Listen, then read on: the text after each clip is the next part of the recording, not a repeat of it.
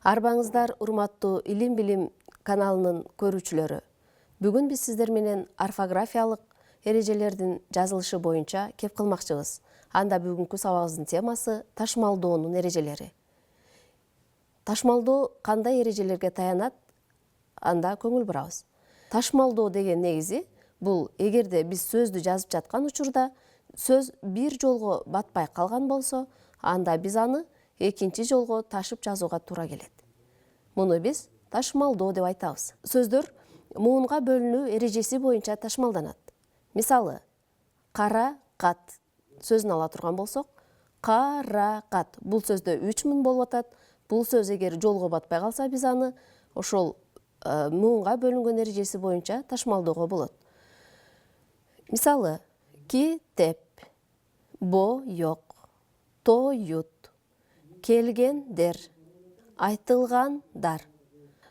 Бул сөздөрдү караңыздар, бул жерде дагы сөздөр муунга бөлүнүүсү боюнча ташмалданды. Созулма өндүү тыбыштар бир гана муун түзгөндүктөн, созулма өндүү тыбыштарды биз экөөнү эки жакка ажыратып бөлүп ташмалдоого жол берилбейт.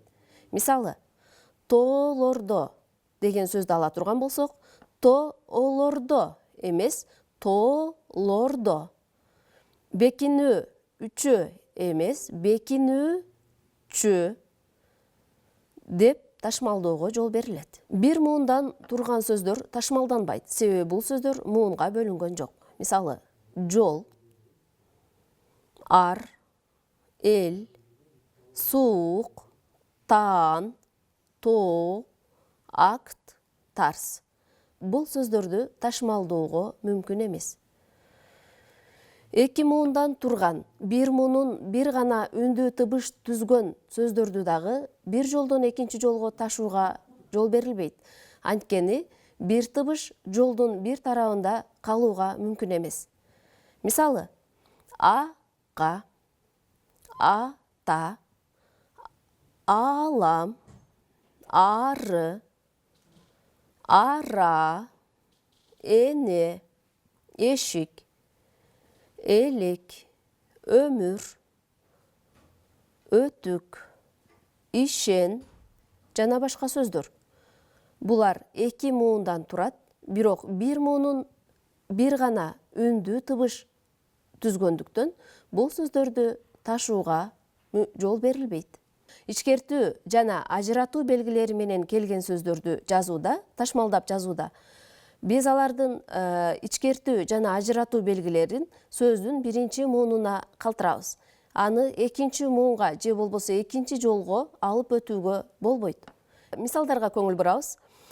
Бул жерде караңыздар, консультация деген сөздү караңыздар. Бул жерде консультация деп ташмалдайбыз. Ал эми консультация деп экинчи муунга ичкертүү белгисин алып өтүүгө мүмкүн эмес. Разъезд, подъезд. Бул сөздөрдү дагы маани берип караңыздар. Ажыратуу белгилери биринчи муунда калып атат. Демек, ажыратуу жана ичкертүү белгилери сөздүн биринчи муунунда калуу менен ташмалданат. Үндүү тыбыштардын арасында келген эки окшош үнсүз тыбыштар экиге бөлүнүп ташмалданат. Мисалы, таккан сөзүн айтып көрөлү. Таккан деп эки кабатталган үнсүздү экинчи жолго же эки кабатталган үнсүздү биринчи жолго калтырууга болбойт. Бул жерде к тыбыштары эки жолго бөлүнүп ташмалданат. Таккан, канаттуу, канаттуу, чаппа, касса. Бул жерде бардык окшош үнсүз тыбыштар эки тарапка бөлүнүп ташмалданат. Ташмалдоонун эрежесинде кыскартылган сөздөрдү ташмалдоодо башкы тамгаларынан кыскартылган сөздөрдү ташмалдоого мүмкүн эмес. Мисалы, буу, ку, уак, майы сыяктуу сөздөр бир саптан экинчи жолго тамгаларды ташууга болбойт.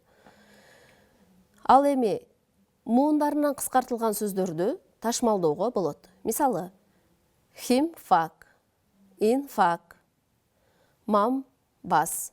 Бул сөздөрдү биз экиге бөлүп ташмалдоого жазуу эрежелери жол берет. Ошондой эле адам аттарын жазууда деги эле энчилүү аттарды ташмалдоого болбойт. Мисалы, Т.М. Мамбет Жунушовдун дей турган болсок, бул жерде Т.М. дегенди бир жолго калтырып, Мамбет Жунушовдун деген фамилияны экинчи жолго алып өтүүгө мүмкүн эмес. Фамилия кайсыл тарапта болсо, аты жөнү кыскартылган баштамгалар дагы ошол тарапта болушу шарт. Цифрадан кийин келген чен бирдиктерин кыскартып жаза турган болсок, булар сан менен бирге жазылат. Мисалы, 1 килограмм деген сөздү, килограмм сөзүн кыскарта турган болсок, КГ деп. Мында бир кайсыл тарапта болгон болсо, кыскартылган чен бирдиги дагы ошол тарапта жазылууга тийиш. Мисалы, 30 километр, 20 дециметр, 10 сантиметр. Булар сан менен бирге жазылат. Экиге бөлүп, эки тарапка жазууга жол берилбейт. Бүгүнкү сабагыбыз мына ушуну менен өз соңуна келип жетти. Кийинки сабагыбызда жолукканга чейин аман жүрүңүздөр.